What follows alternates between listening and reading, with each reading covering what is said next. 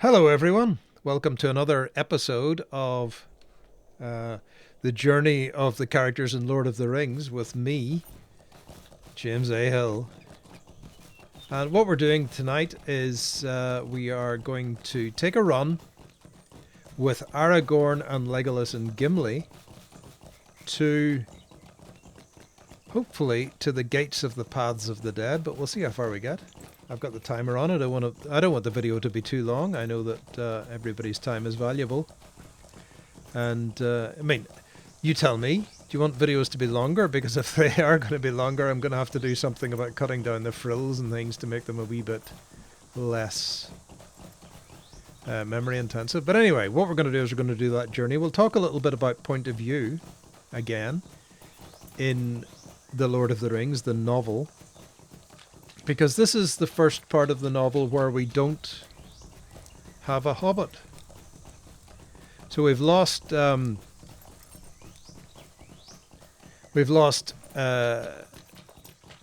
He's gone off with Gandalf to Minas Tirith. Merry has been left with King Theoden. In fact, we're all together at the moment because Merry, Theoden and Aragorn and Gimli, they all head back to Helm's Deep together. But very soon we're going to pass Helm's Deep and we're going to move on. We're not going to go and visit Helm's Deep again in this particular journey, but we'll start Merry off at Helm's Deep for the ride of the Rohirrim. Although we've pretty much done that journey, I guess, so we might nip off and see Frodo at some stage. But anyway, so here we are. Now, talking about point of view, there's Helm's Deep in there in that valley. If we talk about point of view, most of the novel has a hobbit, at least one of the hobbits or a pair of the hobbits, giving us the story. And I think this is the way that Tolkien kind of set it up. He sets it up as a story told as a legend or a tale that was very much Tolkien's thing. He enjoyed the folk tales of Europe and the whole idea or the mythologies of Europe, Beowulf and all that kind of stuff. We'll just nip up to the top of the hill here so we can all see Helm's Deep. So the mythologies of Europe are really told as sagas or tales and told on behalf of some witness that witnessed them, generally. And so these tales are written from the point of view of the witnesses, and it seems almost like a God perspective, but in fact it isn't. Don't know what those white things are. Oh, let's get rid of that. Let's have a proper view of things. Anyway, so we're not with the Hobbit anymore because we've just dropped off Merry at Helm's Deep there, and we'll come back to Merry a little bit later. We're heading back down to the road, and we're going to head for the Paths of the Dead, or the road to the Paths of the Dead, which is up behind the chief city of Rohan.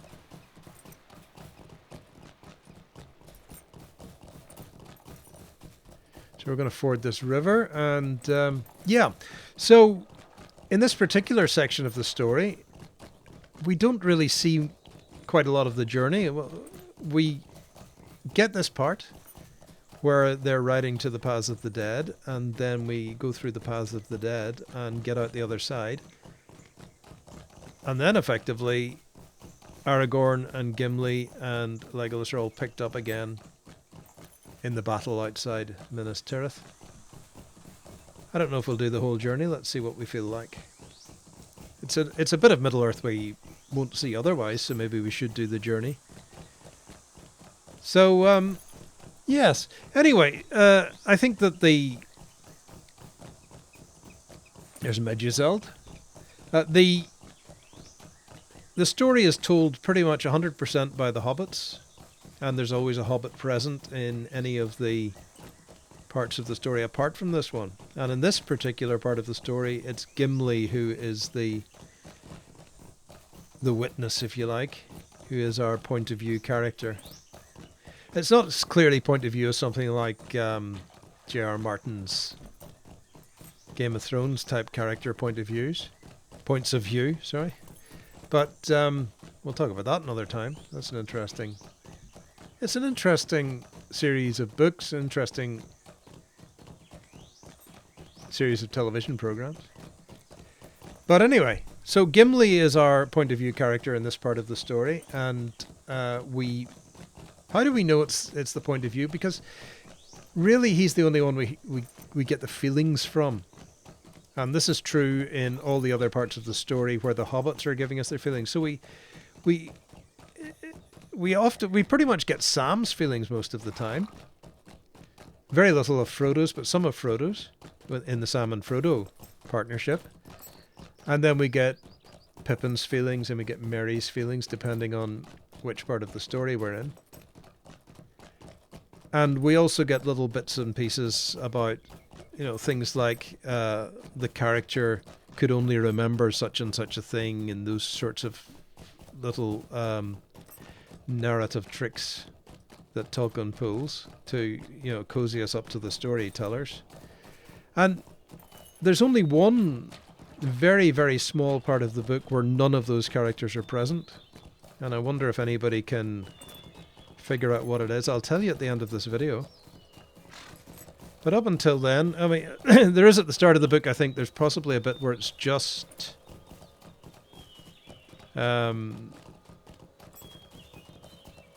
nobody really, because there's a bit of an introduction when Mr. Bilbo Baggins. So we get a bit of Bilbo as well. But there's we're going to head up here. This takes us up towards the Paths of the Dead. So we go past Edoras on the left here. By the way, I decided to keep the video of me in because nobody objected to it. Somebody told me that it was good for my face to be seen in these videos. So hi everyone. I hope you're having a great time listening to the video. Nobody objected to it. If you do object to it, I think it's kind of freaky actually watching myself in the videos, but that's me looking at me, so maybe you guys just appreciate seeing who's doing the talking. So maybe that is a good thing. I don't know. It wouldn't matter too much to me. Anyway, we're riding up the hill towards where the Rohan armies are starting to gather up behind Edoras. And so, yeah, feelings. So we get the only character in this little trio. So this is Aragorn, Legolas, and Gimli. The only character we get the feelings from, or the thoughts of, generally is Gimli. So we get to hear what he feels, or we get told what Gimli feels about things. So he's clearly the point of view character, and he is the witness to what Aragorn and Legolas are up to. Legolas really just hangs about and does elf stuff in the book. And at this point, he's very much just going along with Aragorn as the... And Gimli. He and Gimli have had their kind of bro moment in the forest. The elf and dwarf bro moment. There's another player. And in the forest, in Fangorn, and in the caves, and they've promised each other... Well, Gimli's told Legolas about the caves, and Legolas has told Gimli that he wants to go and see Fangorn. And they're going to go and do that, apparently, after the story, and apparently they do, if you read the appendices. The appendices that are... Can you imagine? Selling the appendices for all the money they sold it for. Extraordinary. The film rights and the TV rights of the appendices. Extraordinary, isn't it? Anyway, here are the mountains. Let's have a look around the valley here.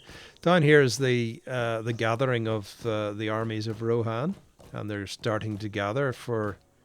let's get to the character's head. We'll have a good look around. Starting to gather so that they can meet Theoden when he comes back and then ride for Minas Tirith. I kind of like the third-person view rather than the first-person view in this game. I don't know. Just seems easier. So anyway, there's all those guys, but we're going to head up into the mountains, up towards where those here. We've got a big climb ahead of us. This is kind of backwards and forwards. See, there's more Pukul men about the place up here too.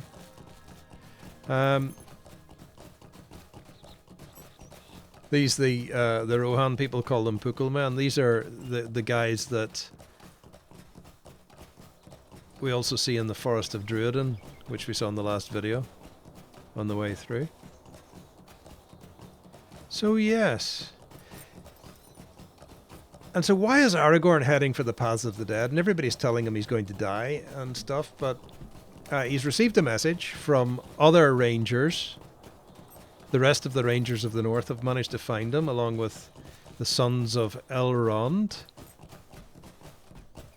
who come along and pass on a couple of messages. And the main message is the rhyme, "Don't forget the paths of the dead." And I can't remember the rhyme. If you can remember it, you can say it out loud right now as we come up here. But the paths of the dead are closed to everyone except to the ruler of Gondor, who can forgive the treachery of the spirits that live within. And Aragorn reckons he's that dude, so he gets himself geared up, and he and the rangers